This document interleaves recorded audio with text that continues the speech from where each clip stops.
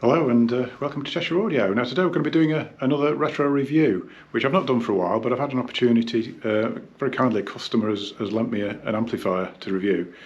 I'm quite excited about this one. This is an amplifier, it was the first amplifier I ever sold in a demonstration room. In fact, the first system I sold was a Rig Planer 3, pair of link hands, and what we're going to review today, an A&R A60. Which, yeah, love this one. Okay, so just turn the camera around. So here it is, A&R A60, including the manual. I mean, many thanks to Peter for lending me this. Actually, I was quite, yeah, quite pleased about this one. Started making these in about late 70s. So I think 76, 77 was the start, and it was the first A&R Cambridge product.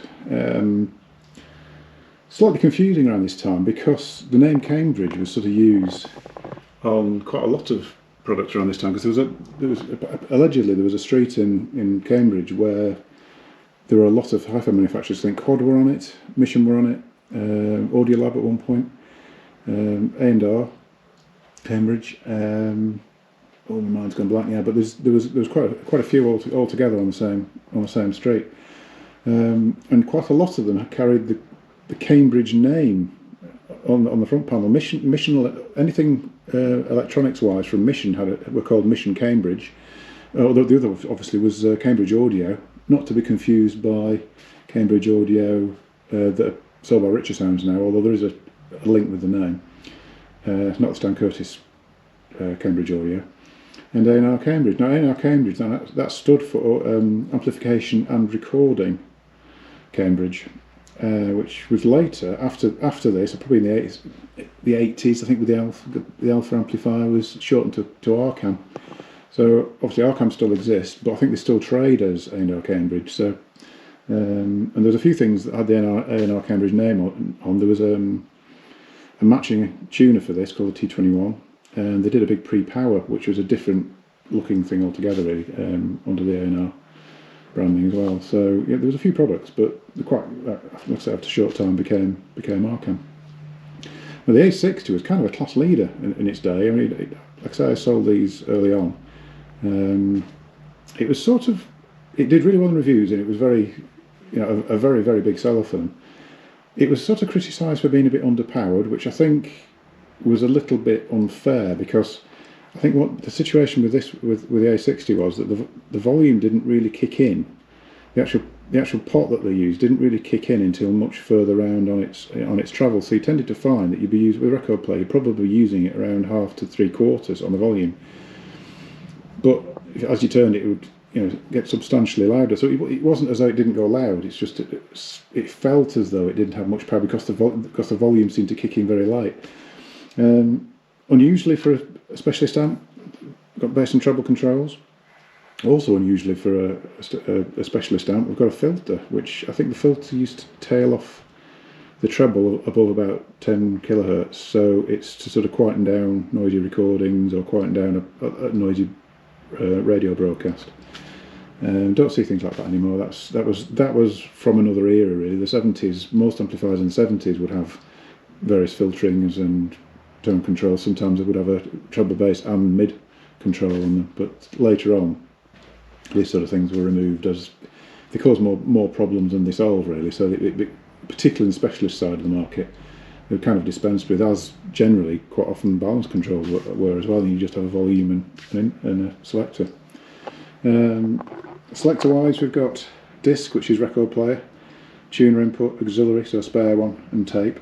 And your filter that we talked about, mono switch, which is actually quite a useful thing to have, to be honest, mono, so you can double up a single channel or whatever, or for mono recordings it doubles things together. Headphone input, and on-off, nice big clunky on-off switch. So there you go. So yeah, beautifully made, available in various finishes. I think it's black walnut, well, I think it's a teak actually. I'm pretty sure there was a rosewood option at one point. I think there was a sort of possibly a more expensive option now in a rosewood case on it. And quite often partnered with Linson, so you'd have a similar wood finish. So very much of that sort of 70s look. I mean, it's got a bit of a look of an old Tandberg or receiver or whatever. They're very slim with a wooden sleeve on. But I really like it. I nearly bought one. I actually went out before I was working in hi-fi. I had a demonstration of one of these versus an iTech amplifier versus a few other things, and ended up buying a record player, weirdly. And then later on, when I was actually working in the industry, again thought about buying one of these, but ended up buying the very, very first name Nates that came out. So that would have been about 83, 84 possibly when the Nate came out. So yeah, that's the front panel. Just have a look at the back panel. Yeah, okay, on the back panel, this is quite an early one, so we've got DIN sockets for everything. Now I'm pretty sure that the later versions had phonos for the record player input, and then DIN for everything else. I mean, DIN is actually, I mean, people used to complain about DIN plugs, but they're actually a better connector than phono, really, because also the earth arrangement is better than phono.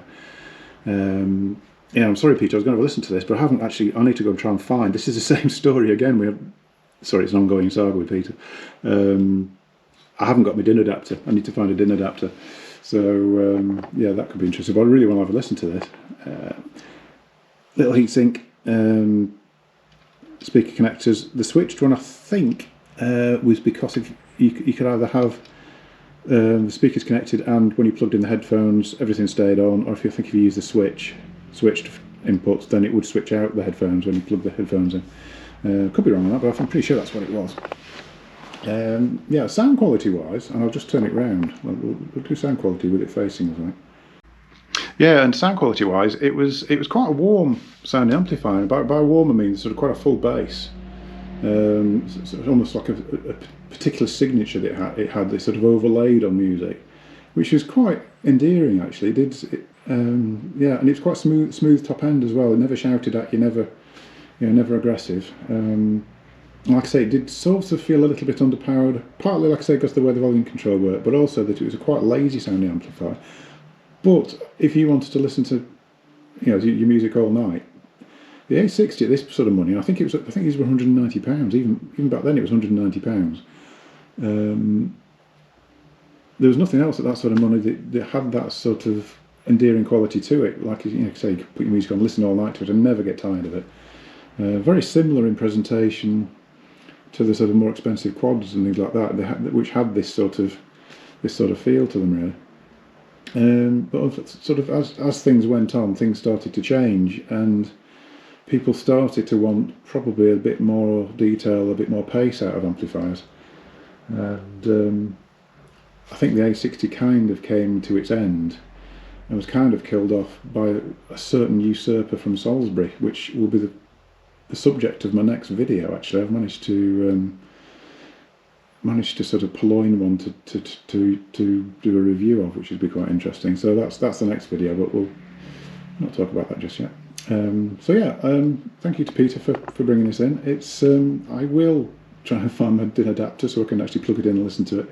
Dying to do that. So yeah, thanks for that, Peter, and don't forget to subscribe, give us a like, and I'll just turn this round. I'll see you in a future video. Thank you very much.